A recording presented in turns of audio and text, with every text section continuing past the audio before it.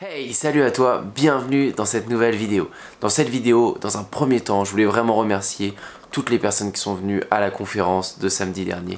Ça a été quelque chose de génial pour moi pour cette première conférence. Je l'ai dit en début d'année dans mes objectifs, je veux faire au moins 3 à 5 conférences cette année. Et je veux que la dernière elle finisse avec plus de 500 personnes. Et j'ai pas attendu, j'ai fait ça dès le mois de janvier. Ce mois-ci déjà il y en a une au compteur et je suis super content de l'avoir fait. Je pense que je vais en faire bien plus que prévu. C'est quelque chose, je le savais à l'avance que j'allais kiffer à fond. J'ai adoré le faire. Les participants m'ont dit que ça a été génial et qu'ils ont appris énormément de choses. J'ai essayé de faire quelque chose de très concret, à la différence de ce que j'ai pu voir un petit peu ailleurs où c'était un peu trop général à mon sens.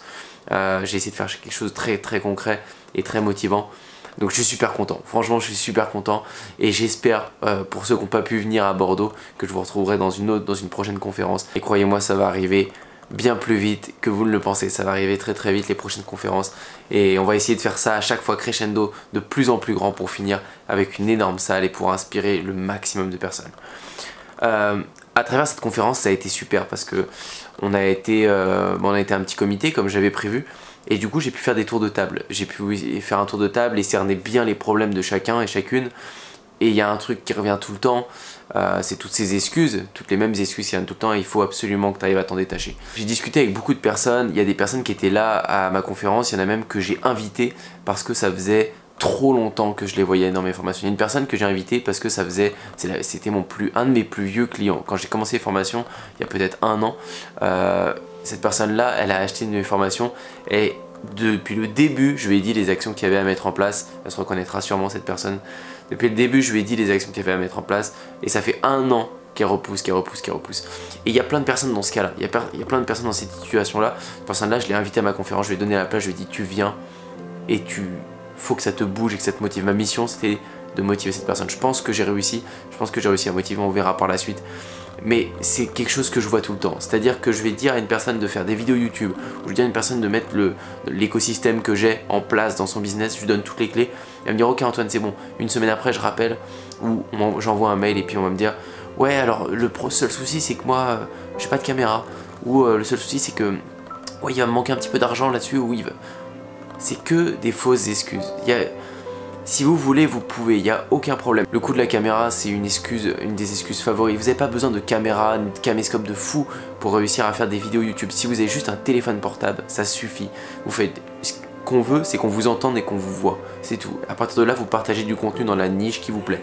Autre chose, j'ai déjà parlé, il y a plein de personnes quand je les rencontre, quand je leur demande, on parle de business, je leur dis, ok, quelle est ta passion, Ils osent même pas me dire ma passion parce qu'ils savent déjà où ils voient déjà où je veux en venir, que je veux leur dire de faire des formations et de vendre des trucs sur leur passion, mais parce qu'ils ont peur de le faire.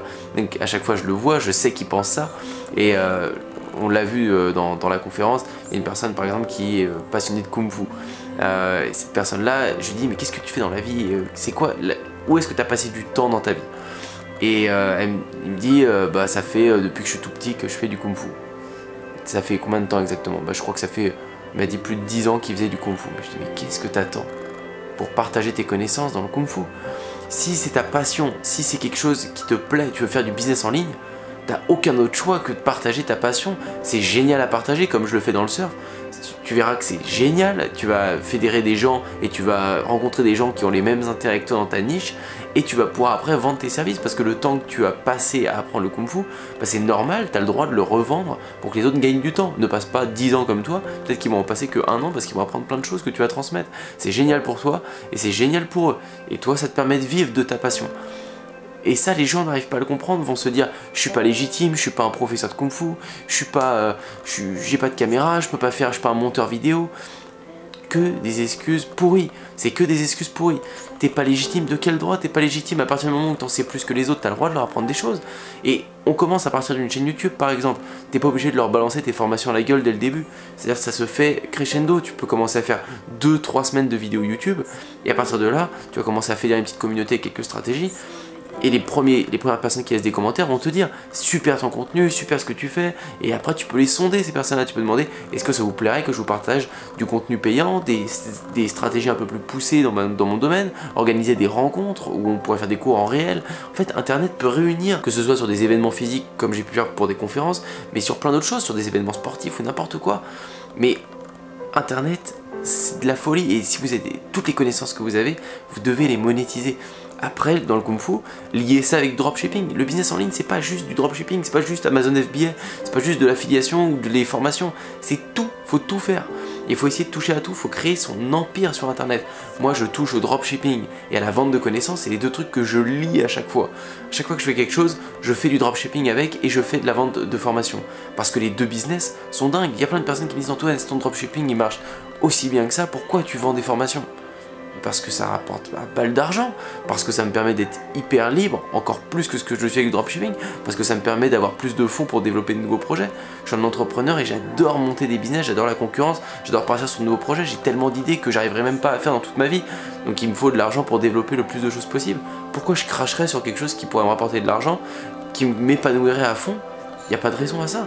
Quand je fais dans mon domaine du surf, je vends des formations dans le surf et je vends des produits en dropshipping. Il n'y a pas de souci avec ça. Vous devez créer votre empire, vous devez multiplier vos sources de revenus de partout. Donc, vous avez une passion, commencez à créer une communauté. Ça coûte zéro. Tout le monde a un téléphone portable, tout le monde a moyen de se filmer et de se faire entendre. Donc, vous publiez une vidéo chaque jour. Chaque jour, vous publiez une vidéo sur votre chaîne YouTube, vous la montez. Si vous avez un petit peu d'argent, 50 ou 100 euros, c'est votre accélérateur.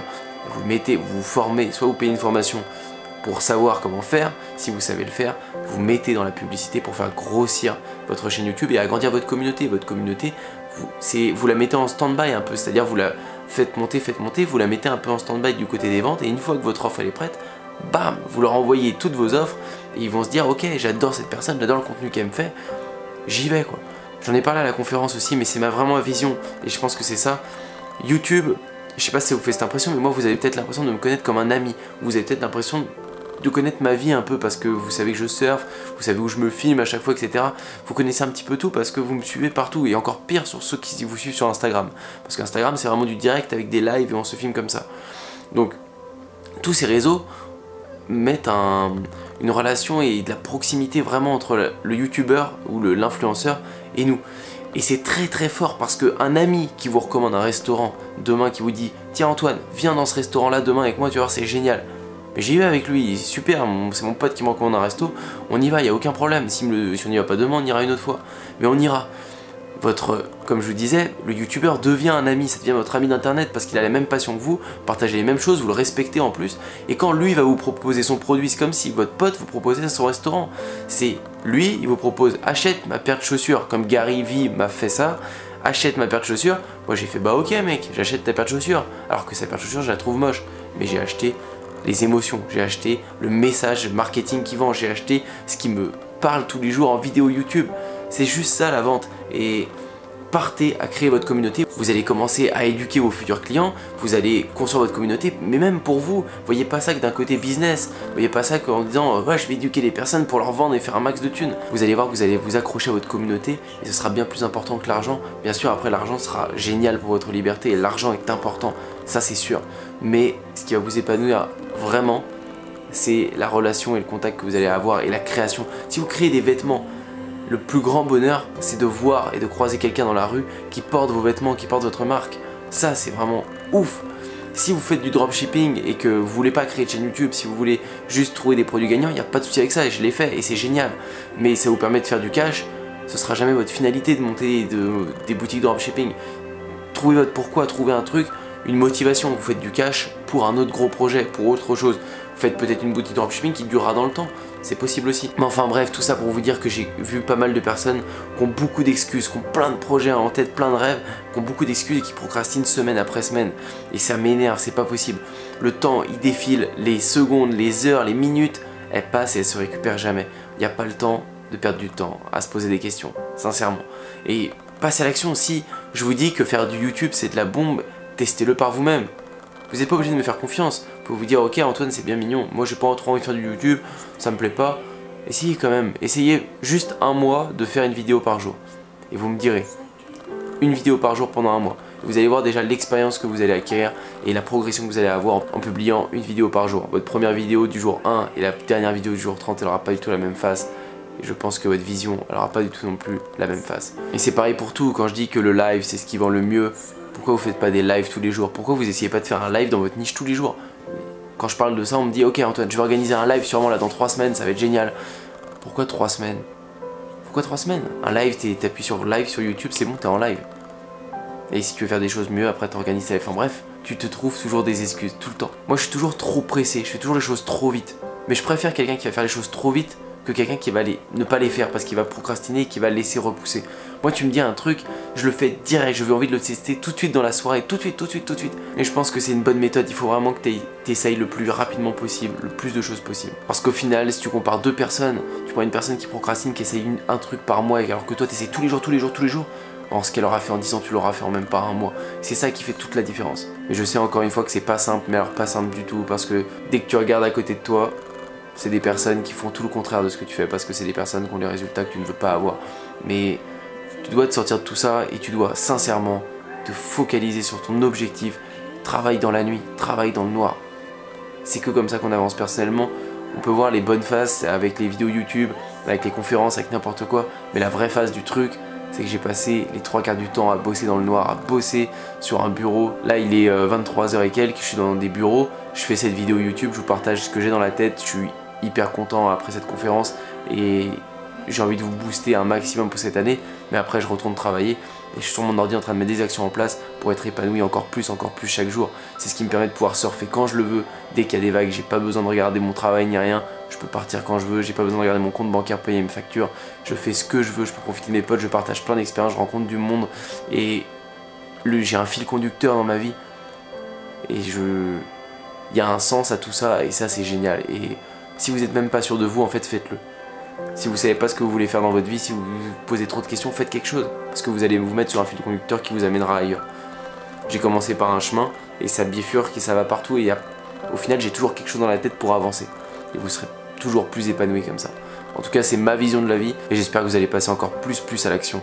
Parce que ça m'énerve pour vous que vous n'arrivez pas à passer plus à l'action et à découvrir les possibilités de dingue qu'offre le business en ligne aujourd'hui. Vous pouvez pas passer à côté de ça. Vous pouvez pas passer à côté de ça. Voilà pour cette vidéo, c'était juste un petit message après tous ces événements. Et puis j'espère que ça vous a motivé. Je vous dis à bientôt pour une prochaine vidéo. Il y a plein de nouveaux contenus, un nouveau trophée qui va bientôt être remis pour Ecom Learn, une nouvelle personne qui a vraiment bien géré son business ce mois-ci. Et ça a cartonné même en termes de chiffre d'affaires et surtout en termes de chiffre d'affaires et de bénéfices. Je vous en dis pas trop. On voit ça dans une des prochaines vidéos. Je vous dis à bientôt pour une prochaine.